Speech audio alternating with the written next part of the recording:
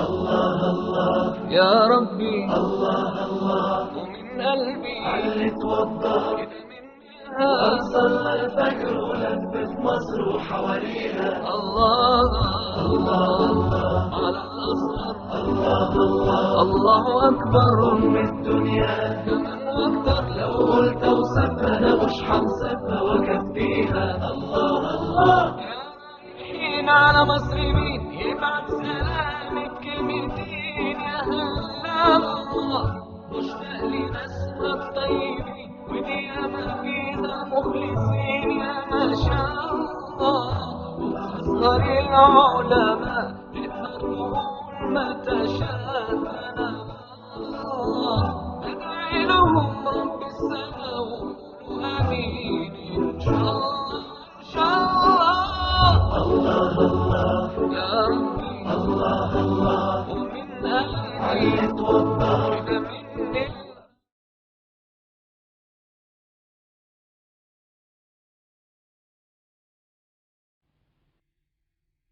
بسم الله الرحمن الرحيم. العربية بين يديك، سلسلة في تعليم اللغة العربية لغير الناطقين بها. كتاب الطالب الثاني، الوحدة الثامنة، الدرس 43. استمع إلى الحوار. الحوار: الفرحة بالجوائز. ماذا تحمل يا ولدي؟ ما هذه الأشياء؟ هذه جوائز، ساعدوني فالجوائز كثيرة. ما الجوائز التي حصلت عليها؟ حصلت على جائزة القرآن الكريم، وجائزة السيرة النبوية، وجائزة المعلومات العامة. ما شاء الله، لقد حصل ولدي على جوائز المسابقة. كانت المنافسة شديدة جدا. ماذا فعل صديقك حسام؟ حصل على جائزة الحديث وجائزة الخطابة. هذا أسعد يوم في حياتي. لقد رفعت رأسنا. أنتما السبب في نجاحي، جزاكم الله خيرا. ونحن سنعطيك جائزة أيضا. لا أريد منكما جائزة، فالخير كثير والحمد لله، لكنني أريد منكما شيئا آخر. ما هو؟ سنعطيك ما تريد. أطلب منكما العفو والدعاء. عفى الله عنك ووفقك في حياتك ودراستك. جزاكم الله خيرا. Bismillahirrahmanirrahim. Arab tili huzuringizda. O'quvchilar kitobi 2-qism. 8-bo'lak mukofotlar. 43-dars mukofot xo'shalliqi. O'g'lim, nim ko'tarib olding? Nimalar bu? Bu mukofotlar. Menga yordamlashinglar. Mukofotlar ko'p. Erishkining nim mukofotlar? Qur'oni Karim mukofoti, payg'ambar tarixi mukofoti va universal ma'lumotlar mukofotiga erishdim. Maşallah. O'g'lim musobaqada mukofotga erishibdi. Tanishish bek keskin bo'ldi. Do'sting Husam nima ish qildi? Hadis mukofoti bilan nutq so'zlash mukofotiga erishdi.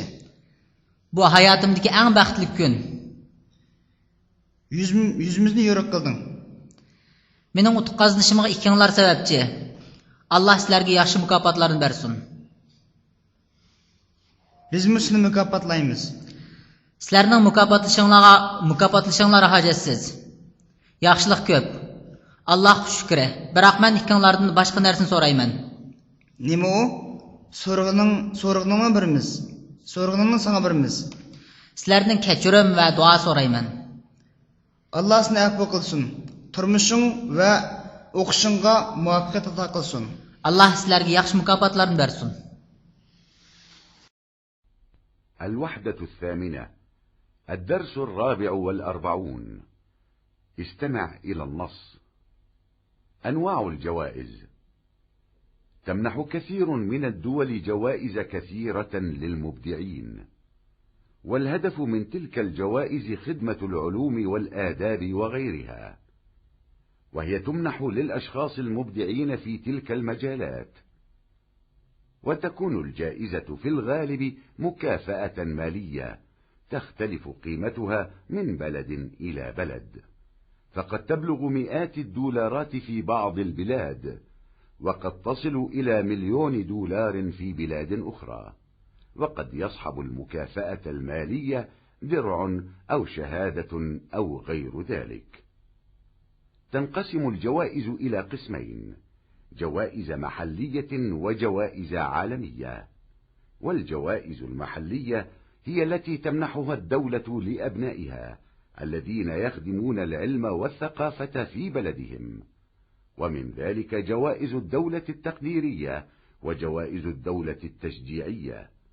وتمنح هذه الجوائز في كثير من البلاد العربية كل سنة، وتكون لجان لاختيار الذين يمنحون تلك الجوائز.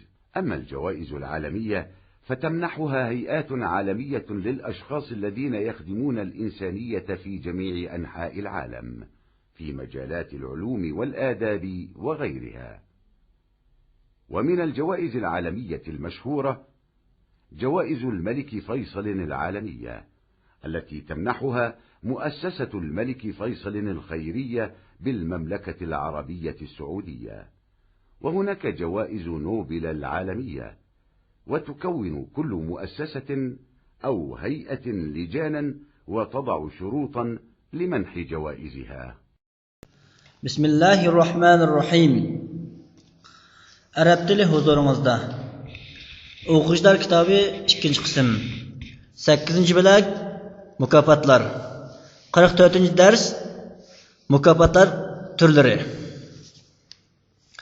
Nurg'ulg'an davlatlar yangilik yaratquchlarga nurg'ulg'an ko'plagan mukofotlarni berdi.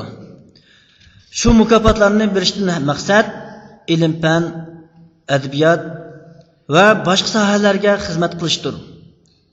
Bu mukofotlar shu sohada yangilik yaratgan shaxslarga berildi. Mukofot ko'pincha iqtisodiy mukofot bo'lib, davlatga qiymati farqlandi. Bir qism davlatlarda $100 yetsa, yana boshqa davlatlarda $1,000,000 yetadi.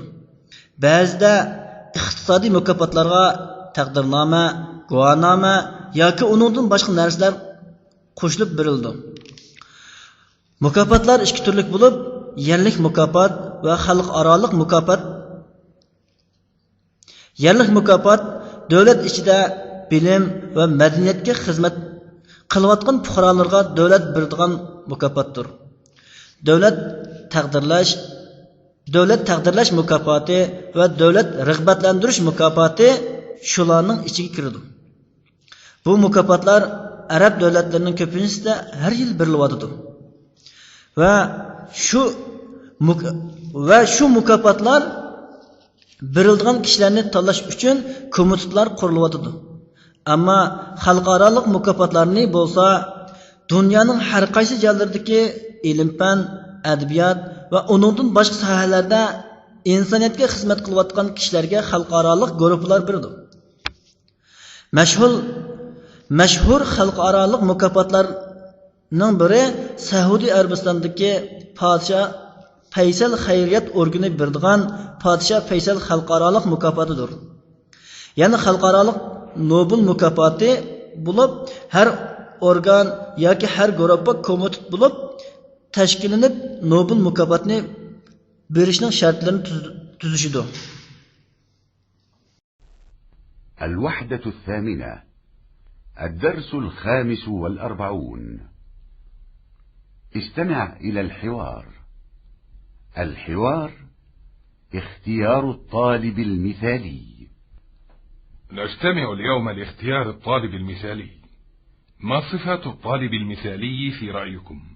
أن يحافظ على صلاته، وأن يكون حسن الأخلاق، أن يهتم بنظافته ومظهره، وأن يكون محبوبا لدى زملائه ومدرسيه، أن يحصل على امتياز في الاختبارات، أن يشارك في المسابقات الثقافية، وأن يشارك في الأنشطة الرياضية أيضا.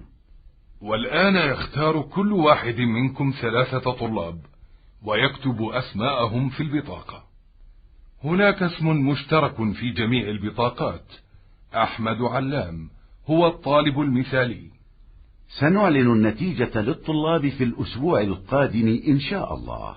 الجائزة كتب وحقيبة ومبلغ من المال، وسوف يكون هناك حفل كبير يحضره آباء الطلاب. بسم الله الرحمن الرحيم. Arab tili huzuringizda. O'quvchilar kitobi 2-qism. 8-bilak mukofotlar. 45-dars namunlik o'quvchini tanlash. Biz bugun namunlik o'quvchini tanlash yig'ini ochamiz.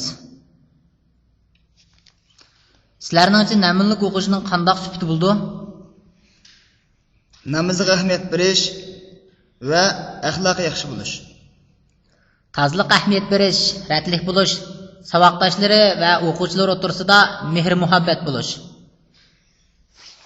İmtihonlarda a'lo natijaga erishgan bo'lish.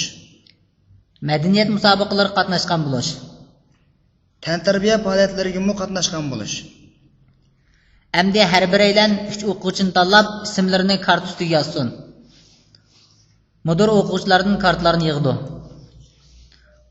Mudir o'qituvchilarning kartlarini yig'di. Hamma kartlarda tang yozilgan bir ism bor. Ahmad Allam. U namunlik o'quvchi.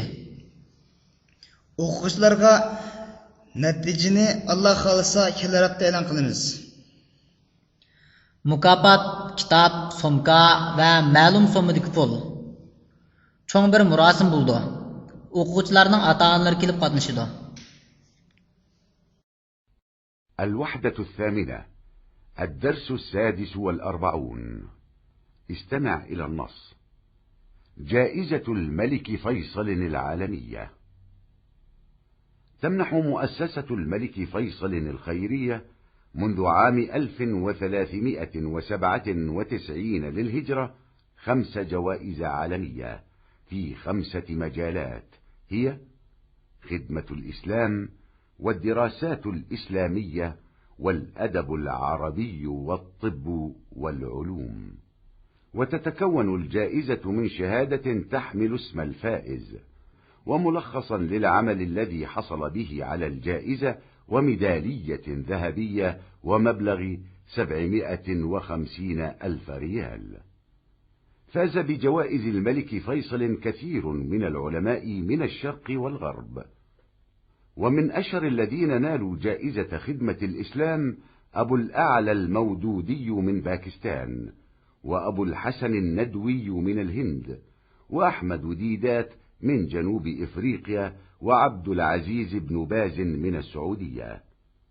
ومن الذين حصلوا على جائزة الدراسات الإسلامية فؤاد سيزكين من تركيا، ويوسف القرضاوي من مصر، ومصطفى الزرقاء من سوريا. ومن الذين حصلوا على جائزة الملك فيصل في الأدب العربي عبد السلام هارون، وعائشة عبد الرحمن من مصر، وناصر الدين الأسد من الأردن، وعبد الله الطيب من السودان. من الذين حصلوا على جائزة الطب مايكل فيلدو من أمريكا، وماريو رينريتو من إيطاليا، وألبرت رينولدز من سويسرا. ومن أشهر الذين نالوا الجائزة في العلوم أحمد زويل من أمريكا وهو مصري الأصل، ومايكل عطية من بريطانيا وهو مولود في السودان، وهربرت فالتر من ألمانيا. بسم الله الرحمن الرحيم. Arab tili huzuringizda.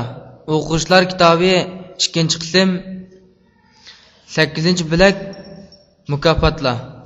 46-dars Podshoh Faysal xalqaro mukofoti. Podshoh Faysal xayriyat organi Hijriya 1397-yildan buyon 5 sohada 5 xalqaro mukofot berib kelyotdi. Ular islomga xizmat qilish, islom tadqiqotlari, arab adabiyoti, meditsina va tabiiy fan qatorliqlar. Mukofot natijaga erishishning ismi yozilgan va mukofotga erishgan xizmat eskartilgan guvohnoma. Oltin medal va 750,000 riyal so'midagi pulni o'lchiga oladi.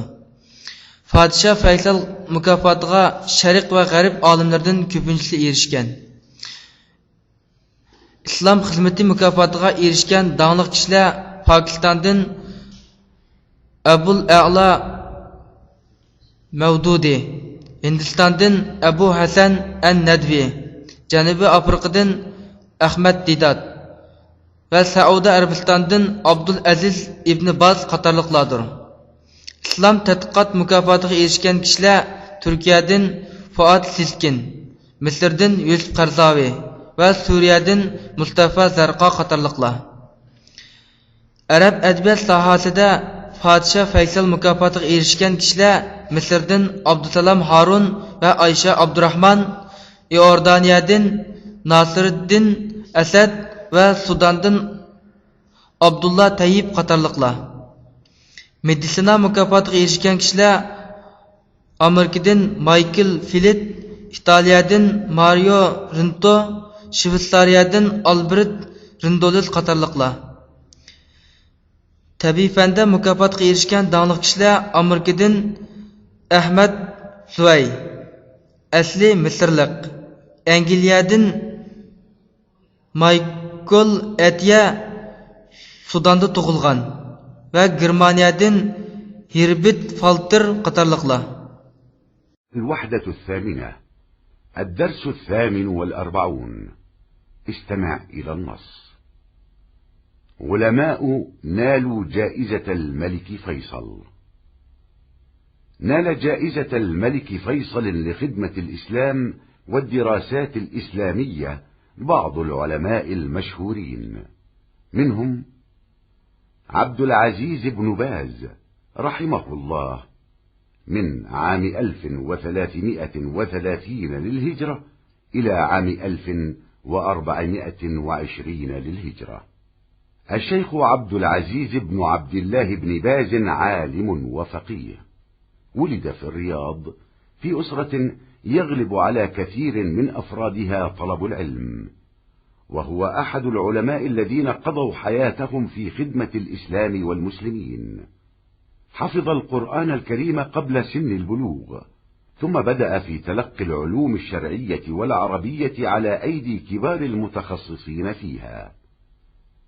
عمل في القضاء مدة 14 عاما، ثم عمل بالتدريس في المعهد العلمي وكلية الشريعة بالرياض، ثم في الجامعة الإسلامية بالمدينة المنورة، ثم رئيسا لها، ثم أصبح الرئيس العام لإدارات البحوث العلمية والإفتاء والدعوة والإرشاد عام 1395 للهجرة، والمفتي العام بجانب رئاسة المجلس التأسيسي لرابطة العالم الإسلامي، والمجلس الأعلى للمساجد، والمجلس الأعلى للجامعة الإسلامية. وكان عضوا في بعض هيئات الدعوة الإسلامية، من كتبه الفرائض، ورسالة في التبرج والحجاب، ونقد القومية العربية، والشيخ محمد بن عبد الوهاب دعوته وسيرته، و3 رسائل في الصلاة، والتحذير من البدع، والجهاد في سبيل الله، وفتاوى تتعلق بأحكام الحج والعمرة والزيارة وغيرها. حاز على جائزة الملك فيصل لخدمة الإسلام لعام 1402 للهجرة. علي الطنطاوي رحمه الله من عام 1327 للهجرة إلى عام 1420 للهجرة. الشيخ علي مصطفى الطنطاوي عالم وكاتب إسلامي، ولد في مدينة دمشق وتلقى تعليمه فيها، وتخرج في جامعتها في الحقوق والآداب عام 1933 للميلاد. تدرج في الوظائف التعليمية والقضائية في سوريا حتى بلغ فيها مكانة عالية. انتقل إلى المملكة العربية السعودية عام 1963 للميلاد، حيث عمل في التدريس في كلية اللغة العربية وكلية الشريعة في الرياض، ثم في كلية الشريعة في مكة المكرمة. استطاع أن يجمع بين ثقافتين، الإسلامية العربية والحديثة المعاصرة، وهو عالم كبير وخطيب مفوه وكاتب بليغ، وكانت له جهود علمية وثقافية طيبة عبر وسائل الإعلام من صحافة وإذاعة وتلفاز.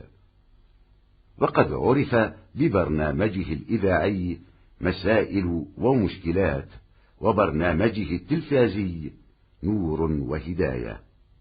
له العديد من المؤلفات، منها تعريف عام بدين الإسلام، وصور وخواطر، ومباحث إسلامية، ورسائل الإصلاح، وقصص من التاريخ، ورجال من التاريخ، وقصص من الحياة، وذكريات علي الطنطاوي في 8 أجزاء. نال جائزة الملك فيصل العالمية لخدمة الإسلام عام 1410 للهجرة. أحمد حسين ديدات عام 1337 للهجرة. الشيخ أحمد حسين ديدات داعية إسلامي من جنوب إفريقيا، درس المراحل السابقة للجامعة، وعمل في مجال الدعوة الإسلامية نحو 35 عاما. اشترك في العديد من المؤتمرات الإسلامية الإقليمية والدولية، وألقى محاضرات كثيرة في العديد من الدول الإسلامية وغير الإسلامية، وعقد مناظرات عديدة مع خصوم الإسلام، وأنشأ معهد السلام الإسلامي لتدريب الطلاب على القيام بالدعوة الإسلامية. أصدر العديد من الكتيبات والمنشورات التي ترد على خصوم الإسلام وتدحض مزاعمهم، منها ماذا يقول الإنجيل عن محمد؟ وهل الإنجيل كلمة الله؟ والمسيح في الإسلام؟ وما هو سفر يونان عن التوراة؟ ومن أزاح الحجر؟ والبعث والانتعاش؟ والصلب أو خرافة الصلب؟ وصلاة المسلم؟ حاز على جائزة الملك فيصل العالمية لخدمة الإسلام عام 1406 للهجرة. Bismillahirrahmanirrahim. Arab tili huzuringizda. O'quvchilar kitobi 2-qism. 8-bo'lak mukofotlar. 48-dars Podshoh Faysal mukofotiga erishgan olimlar. Podshoh Faysalning islom xizmati va islom tadqiqot mukofotiga bir qism mashhur ulamolar erishdi. Ular Abdul Aziz ibn Baz rahimahulloh, Hijriya 1330-yildan 1420-yilgacha. Shayx Abdul Aziz ibn Abdullah ibn Baz alim va faqih bo'lib, Riyodda ko'pincha a'zolari ilm o'rganadigan oilada tug'ilgan. U hayotini islom va musulmonlarga xizmat qilib o'tkazgan olimlarning biri. Qur'on Karimni balog'atga yetishdan ilgari yodlagan. Shuningdan keyin kasbiy cho'ng olimlarning qo'lida shariat bilimlari va arab tilini o'rganishga boshlagan. Sud mahkamasida 14 yil ishlagandan keyin ilmiy institut, Riyozdagi shariat fakulteti, uningdan keyin Madinadagi islom universitetida o'qitish bilan shug'ullangan hamda universitetning mudirlik xizmatini o'tagan. Keyin 1395-yili ilmiy tadqiqot, fatvo va da'vat irshad idoralariga rais bo'lgan hamda xalqaro islom jamiyatining asos kengash, masjidlar oliy kengashi va islom universiteti oliy kengashining raisi bo'lish bilan birga bosh muftiy bo'lgan. Bir qism islom da'vat hay'atining a'zosi bo'lgan. Shayxning kitoblari Faraid, Risalatun fi tabarrujil hijab, Naqdul qawmiyatul arabiyya, Shayx Muhammad ibn Abdul Wahhab, Da'watuhu wa siratuhu, Salasu rasail fi salat, التحذير من البدع، الجهاد في سبيل الله، فتوى تتعلق بأحكام الحج والعمرة والزيارة qatarlıq və ondan başqa kitablar. 1902 yılı Padişah Faysalның İslam xizmeti mükafatıga erişken. Ali Tantavi rahimehullah Hicriye 1327 yıldan 1920 yılgacha. Şeyh Ali Mustafa Tantavi alim şundaqla İslami yazğuchi.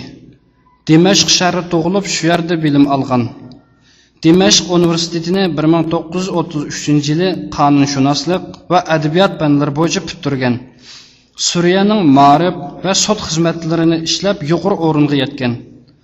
1963 yılı Saudiya Arabistonga yo'tkilib, Arab tili fakulteti, Riyozdagi shariat fakulteti, uningdan keyin Makka Mukarramdagi shariat fakultetida o'qituvchilik xizmati bilan shug'ullangan bo'lib, arab islom va yangi zamon madaniyatining o'rtasini mujassamlashtirgan.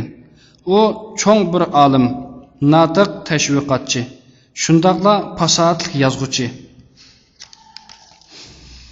Uning gazet, radio va televizor qatorliq axborot vositalarida ilmiy va yaxshi bo'lgan madaniy tirishchanliklari bor. Bu kishi masala va qiyinchiliklar deyiladigan radio programmasi, Nur va Hidoyat deyiladigan televizor programmasi orqali tunilgan. Uning bir qanchilgan asarlari bo'lib, ular Ta'rifun amun bidinil islam, suvarun va xawatiru, مباحث إسلامية، رسائل الإصلاح، قصص من التاريخ، ورجال من التاريخ، قصص من الحياة، و 8 tomlik Zikriyat Ali Tantavi qatorliqlar. 1910 yılı Padişah Faysalның İslam xizmeti xalqarалық mukofotiga erishgan. Ahmad Hüseyin Didat Hicriye 1337 yılı. Şeyh Ahmad Hüseyin Didat Janubi Afrikalik İslam davetçisi. Universitet dastlabki bosqichlarini o'qib, islom da'vat sohasida 35 yilga yaqin xizmat qilgan. Nurg'unlagan iqlim va xalqaro islom qurultoylariga qatnashib, ko'plagan islom va g'ayri islom davlatlarida nurg'un leksiya so'zlagan. İslam düşmanları bilen nurg'un munoziralarni ilib borgan. Shundaqla o'quvchilarni islom da'vati ilib berishga tarbiyalash uchun Salam islom institutini qurgan. İslam düşmanlariga raddiya berib, ularning burmulashlarini yo'q qiladigan nurg'un kitobcha va risolalarni nashr qilgan. Ular Maza yaqulul Injil an Muhammad وحل الإنجيل كلمة الله، المسيح في الإسلام، وما هو سفر يونان، من أزاح الحجر، البعث والانتعاش، السلب أو خرافات الصلب، وصلاة المسلم qatorliq kitoblar. 1906 yılı Padişah Faysalның İslam xizmeti xalqarалық mukofotiga erishgan.